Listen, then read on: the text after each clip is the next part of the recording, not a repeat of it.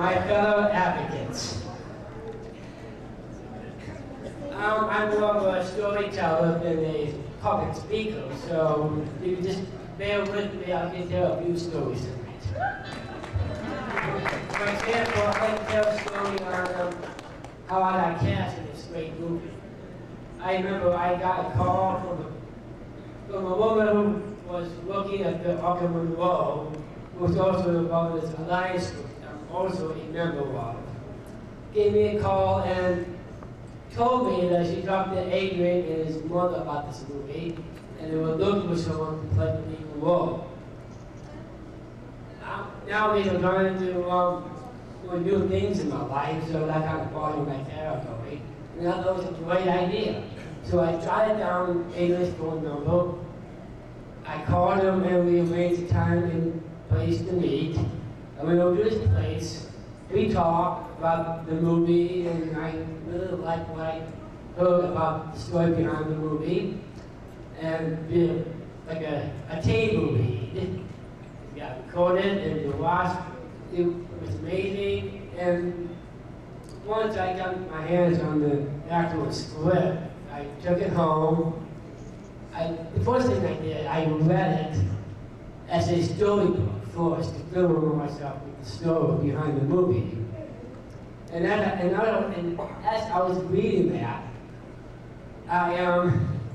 suddenly I was actually relating to the story, because it tells a story about someone who was from a society which happens to be different, and which is kind of also attached to this other campaign that I'm involved with, in the All-World campaign.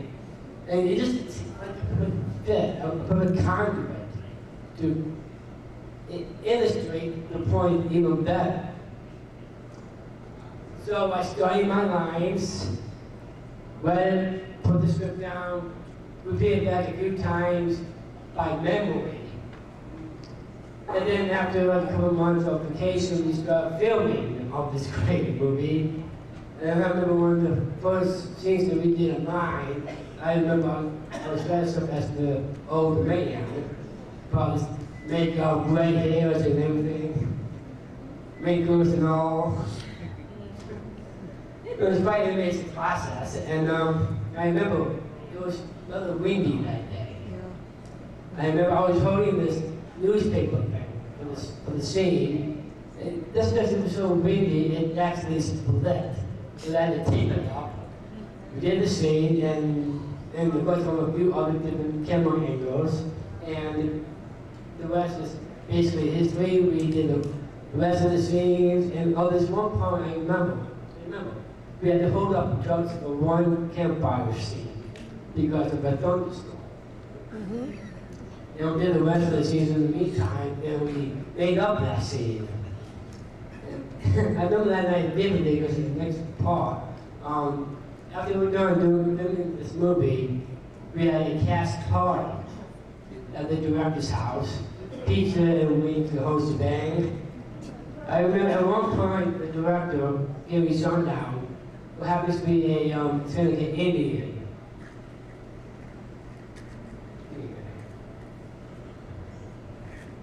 He gave me this necklace. And as I'm saying that I became an honorable member of the clan, so to speak. That really just really touched my heart. He's a great guy and everything. And I remember when the movie was being edited, in the first appearance in the film festival in Buffalo. Just seeing it on the big screen, man, that was just amazing. Really, really amazing. And I believe the movie's been a great success ever since then. And also I like to give credit. I personally like to give credit for the success that the movie has so far to everyone involved in making the movie. I'm talking about the producers, the director, the entire cast, the crew, the makeup woman, just everyone involved in making the movie did a phenomenal job on this movie. And also, I like to give a special thanks to Adrian here and his mother Bastine. For giving me this great opportunity to be a part of this great movie that really just points out, spread the awareness. It's still one incredible thing after another. But let's not forget though, that this movie had an extremely important message attached to it. And that is how we treat people. I am reminded of, I suppose, a scene in the movie in regards of the father's behavior. Let's just say it was gruff, mean, and, well, let's just say he was really invested in his anger, didn't have the right outlet, didn't let that out really. It was just terrible, really terrible. And I just wish that we had a Self Advocacy group back in the day of the late 1800s to help him and to make him do a job. Speaking of advocacy, I want to tell you another little story how I got started in advocacy and how it changed me. I remember back in my preteen days, I was a bit shy. I let other people speak for me in the form of like being like a mind reader kind of thing. But then this one day, a guy called from a good childhood friend of mine, Jeff Carey, who was involved in an advocacy group based out of Upper Monroe. He wanted me to go to a meeting with him. I thought it might be a good idea, might be interesting. So I went. And I met a whole bunch of great people that I made really great friends with over the years of that group. And we learned quite a few things. Like, for example, in terms of aggression and assertiveness. Now, as an example of aggressive, I'm reminded of the movie again, actually, about the way the father treated the son in this movie. It was right out terrible, mean, always angry, always, well, let's say not really himself, the way I would personally see it, and it was just terrible, just downright terrible, and the goat demeanor was evil. And what I also reminded that there are a lot in the movie with the Serenity Indians. They knew how to treat John, the main character of the movie, because they sympathized with him.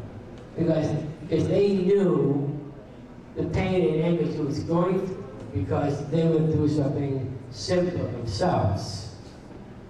So they know the proper way to treat him and all. And well, I also reminded, and I guess in a way, the Serenity Indians was an advocacy. But I reminded of this one scene when John, the main character, learned the history of the Princess Cornuck's doll and what it's like to be equal and be treated equally. That actually gave him just a glimmer of hope and somehow instilled confidence in himself that they were pour right out, was able to speak up for himself. It was really just an overall great experience for him.